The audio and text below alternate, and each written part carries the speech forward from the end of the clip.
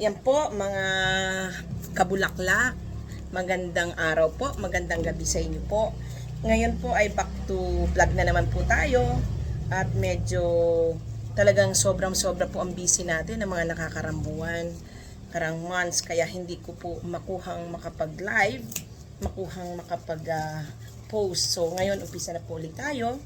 So ito po ay ginabi na po ako dahil ako po ay nagagawa ng flower basket para po sa ating flower girl.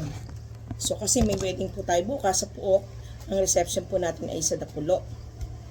So ngayon ang ginagawa ko po ay basket para po sa flower girl. So nilagyan ko po ng bulaklak yung basket na dadalhin ng flower girl. May kasama naman po itong may kasama pong petals, pero ang ilalagay po nating petals ay after, kasi hindi po pwede sa church. So sa reception ko na po ipa-follow up yung petals. So nagagawa po ako ng flower basket para sa ating wedding for tomorrow at 2 p.m. So ayan na po. Ayan po ang ating flower girl. So ang flower girl po nila ay 3. Ito po yung pangalawang ginawa ko. At the same time, ito po yung pangatlo. So ang gagawin po natin, magagawa po ako ng ribbon para po ilalagay natin dito sa side para maganda namang tingnan. Anyway, kasi ang ating pong kanya pong motif ay white. So white lang po ang ating gagawin na ribbon para po sa basket. So gagawa po ako ng white na. So gabing-gabi na po, andito po ako sa shop. Hahanap lang po ako ng ribbon. Hahanap po ako ng ribbon na white para panlagay po sa ating basket. So, ito na po yun.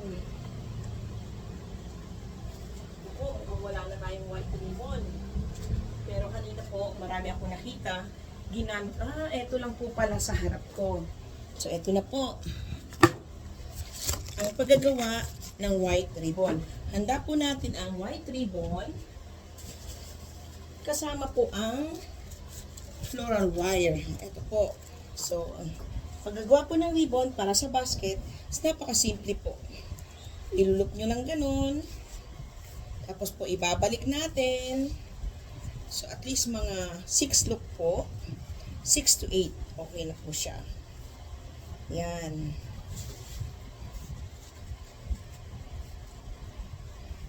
Yan po. Parang paggagawa po ng flower basket. So, as ikakat po natin.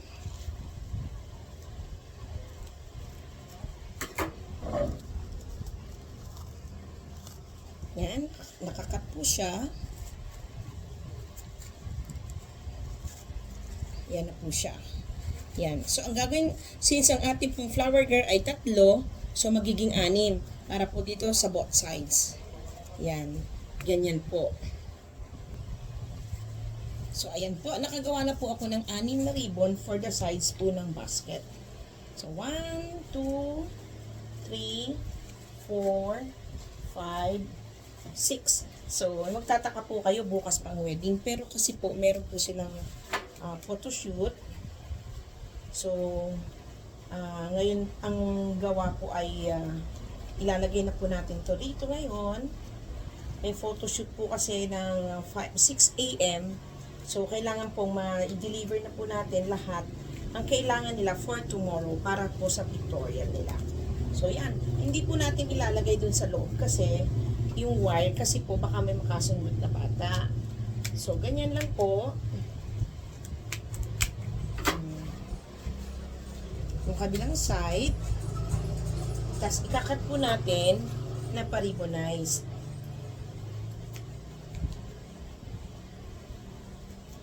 So, ayan po siya. Diba? Ang ganda.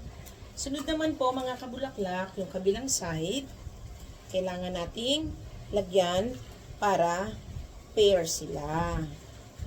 So, ganito lang po rin ang gagawin sa mga flower girl.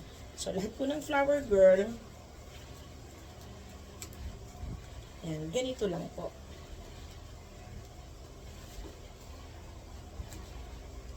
Yan. Nahulog yung isa.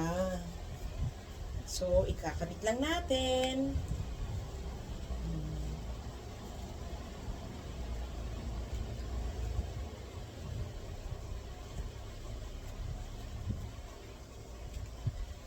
natanggal po ang pagka-wire. So, ikabit lang natin.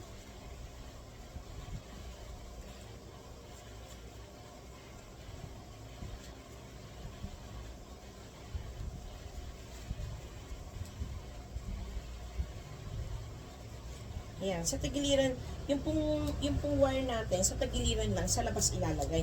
Hindi po sa loob kasi baka mamaya mapaglaruan ng bata yung mapaglaruan ng flower girl yung flowers, bunot-bunutin, baka po matamaan yung kanyang kamay. So, dito po natin sa ilalim siya inilagay.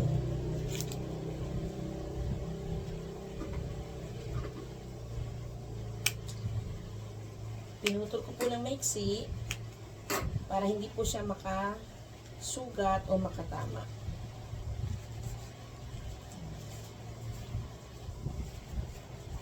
Ano po yun?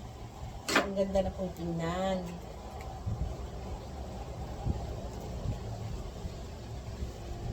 So, lahat po ng pipillars po natin, lahat po ng ating flower girl, lalagyan lang po natin ng ribbon sa tagiliran.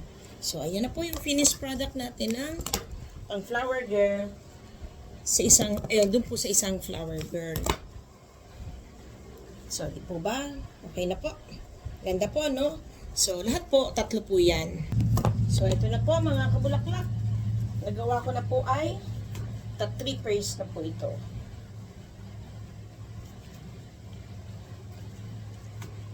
Pinugupit ko lang po yung side. Yan. Medyo gabi na po tayo kasi kailangan kong gawin po ito ng gabi para at least bukas fresh pa po siya. Di po ba? So, yan. Kagagaling ko rin lang mamili. Siyempre, kailangan natin ng kailangan gawin ng maaga para kung makuha man o i-deliver man or pick upin man nila, ready for pick up na lang po. Yan. Medyo inuumaga na nga po tayo. Pero okay lang po yan. Para fresh pa rin po yung bulaklak. Kasi ito po ay bago kong pamili lang po na flowers.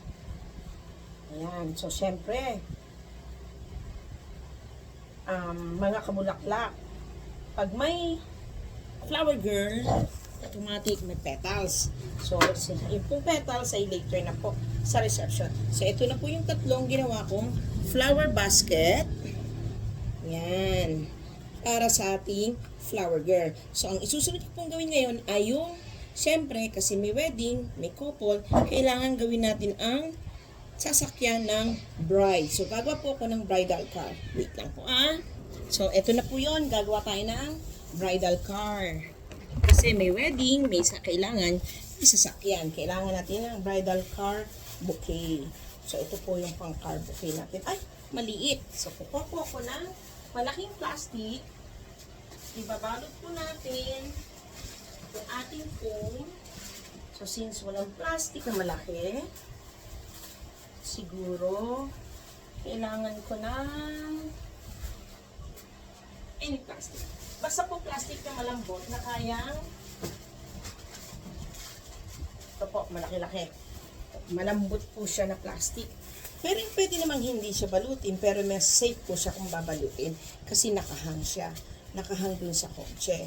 So, binalot ko po ng plastic yung ating floral foam.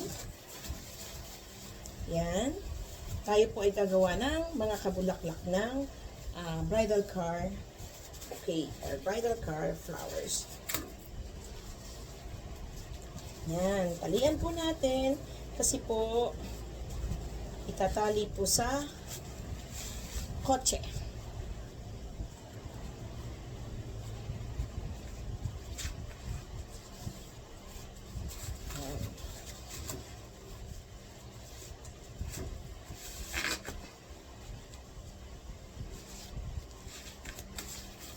Ayan na po siya.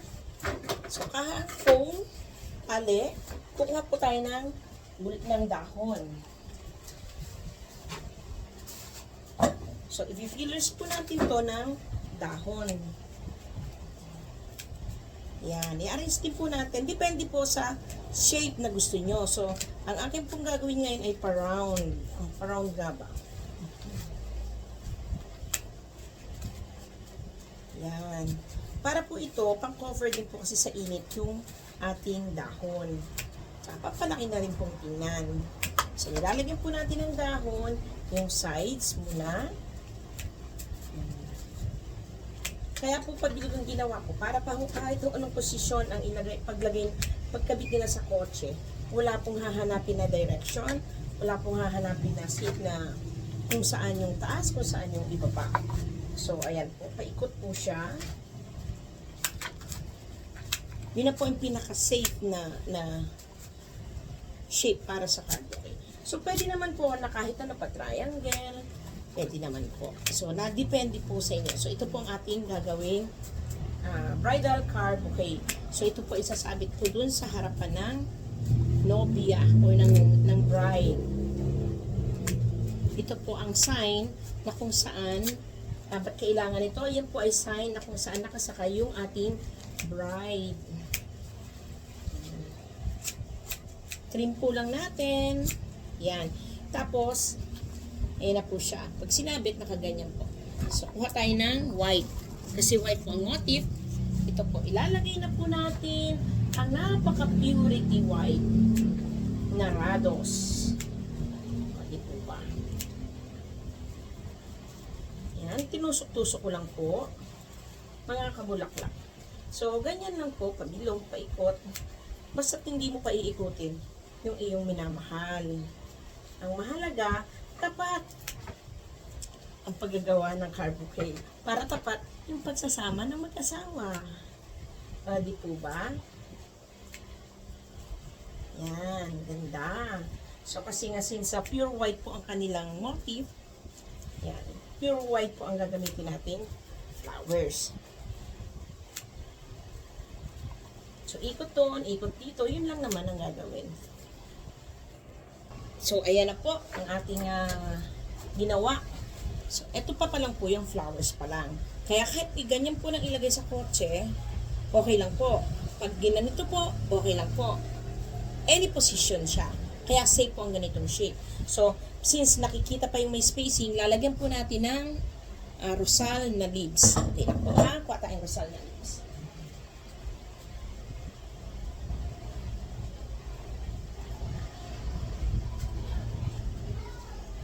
So, ito po yung rosal na leaves, yung pang ipi-fillers natin. Yung lalagyan lang natin ng medyo kumbaga sa pagkain, lalagyan natin ng konting pampasarap, pampaganda. O, di po ba? Para medyo, yan. Lalagyan po natin ng pampaganda. Lagyan lang po natin ng leaves. Singit-singit lang yan. Tusok-tusok lang. Pero hinay-hinay po kayo, ha? After the wedding, hinay-hinay sa tusok, hinay-hinay sa singit. At baka mamaya, iba ang inyong matusok, delikado, mahirap, masugatan. Diba? Yan lang po. Tusok-tusok lang. Ingat-ingat po sa pagtutusok at baka tayo ay masugatan.